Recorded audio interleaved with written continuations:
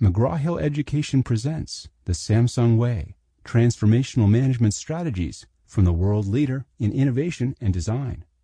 Written by Jaeyong Song and Kyungmook Lee. Narration provided by Eli Woods and Company Productions. Preface. In the early 1990s, Samsung Group's products were at the top of many industries in Korea, but they were in the second or third tier in global markets. By then, the effects of major changes at home and abroad were seriously affecting the conglomerate. Democratization in the 1980s had ignited a labor movement that had led to soaring wages and the end of Koreans' run as a low-cost production base. Moreover, Japanese manufacturers, Samsung's main rivals, had moved offshore to avoid the sharp appreciation in the yen that followed the 1985 Plaza Agreement. When their leading technology and brands in electronics were combined with low labor costs in Southeast Asia and China, Samsung's struggles in global markets were clearly visible. Finally, forecasts that the electronics industry would shift from analog to digital technology in the 21st century were amplifying long-term concerns.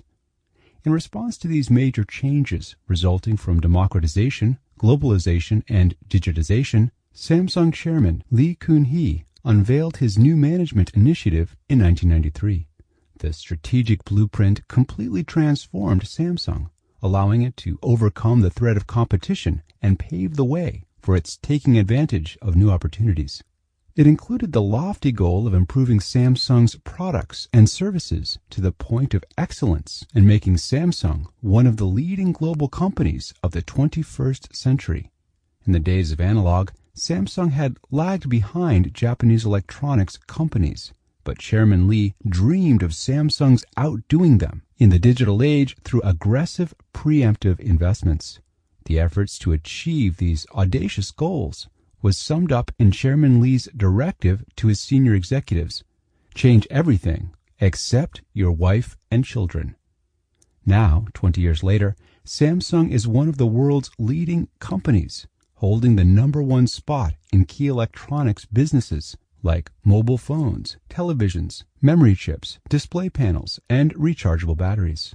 All elements of the company's operations, including corporate strategy, management systems, and core competencies, were realigned in accordance with the goals of the new management initiative. As a result, Samsung now occupies the leading position in the global electronics industry. The company's transformation over the past 20 years and its rise to the forefront of the global corporate stage has set a compelling precedent for both Korean and foreign companies. While a number of books have been written about Samsung's rise to the top and Chairman Lee Kun-hee's role in its transformation, most of these books were written for the entertainment of the general public.